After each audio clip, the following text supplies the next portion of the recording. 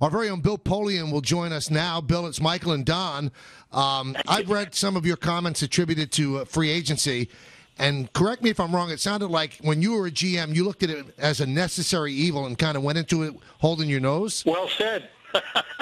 That's exactly the way I looked at it, yes. There are ways that you can help your team if you're very specific and very disciplined in terms of how you approach it financially, but it is nowhere near the kind of panacea that the agents would like everybody to believe is the case, and it's absolutely nothing like fantasy football the way it's played by some fans view it the same way they view fantasy. Now, Bill, looking at it from the player's perspective, are they just in it for the highest dollar, or are they seriously looking at whether a team fits for their skill set? Some do and some don't. The guys who are just in it for the highest dollar, and by the way, there's absolutely nothing wrong with that, in my opinion. They have short careers, and they ought to make as much as they can make. But the guys that just look for the highest dollar and don't consider the system fit or even the cultural fit to the team they're going to usually don't have good results.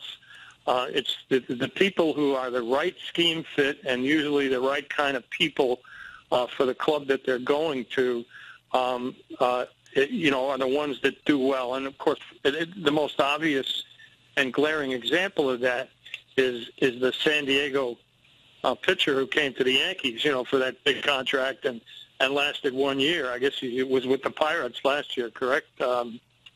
A.J. Burnett. A.J. Burnett, yeah. It couldn't, couldn't pitch in New York. There are players like that in football, too. In fact, more than you'd think because of scheme fit. I've been looking with my wife for a house, and sometimes we don't bid on a house, and you wait for the next one, and then you realize that the next one's even more money. So I'm sometimes confused.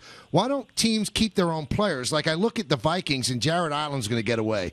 Why wouldn't they sign Jared Allen? Because he's going to get that money somewhere else, and if you don't sign him, you got to sign somebody to replace him. Well, there's a couple of things that come into play here. The first is the salary cap.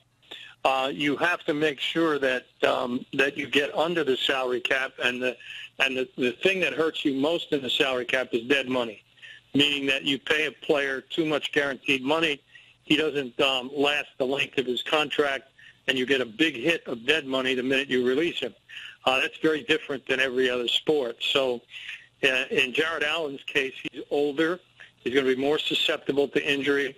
The likelihood is that if you give him a 4-year contract, you're not going to get 4 years' worth of production out of him. Ergo, dead money, not necessarily a good deal. On the free agency article that I did for ESPN.com, I said that, beyond 27 or 28 years of age, except for quarterbacks and elite wide receivers, you probably shouldn't give anybody more than 3 years. So, otherwise you're looking at significant dead money. So that's the reason for it. It's dead money and longevity. As far as if I could get Jared Allen on a 1-year contract, I would give him top of the market money, but not more than that.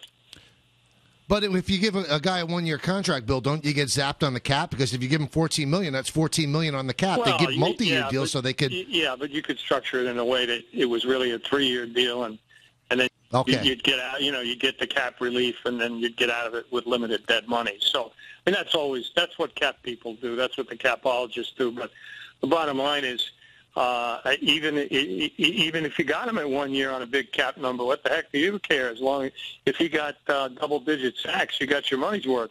Problem is, if the player wants long-term security, no matter how old he is, and somehow you can't put that together.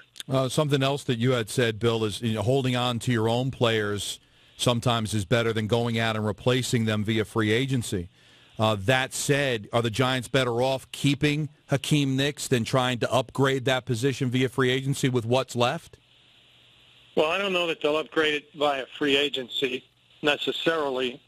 They may, but I think they're looking at it from an injury standpoint, from a production standpoint, perhaps from a speed standpoint, and they're saying to themselves, here's a dollar figure that that we feel is appropriate for this player, given our cap situation and given the other players we have to pay. And beyond that, we will not go. And that's been their history, and that's why they've had good teams for a long time. You have to be very disciplined in free agency. You can't chase the market. If you chase the market, you almost always end up failing. Look at the Jets releasing Cromartie and Santonio Holmes today. I know you're a baseball fan, and Jerry Reinsdorf, the owner of the White Sox, always said all you need is one dumb owner. Is that how football acts Yes. too, where you're always afraid of that one dumb owner? Yeah, the phrase in football that George Young made famous among all general managers was, it only takes one. It only takes one team to pay, and the market will explode, and then the prices will tend to ratchet up. And if you're in a situation where you don't want to follow that, you just have to be very, very disciplined, and also be very aware that you're going to be heavily criticized between now and the time that the season starts. But don't forget this, the so-called off-season winner each year that I can remember has not made the playoffs.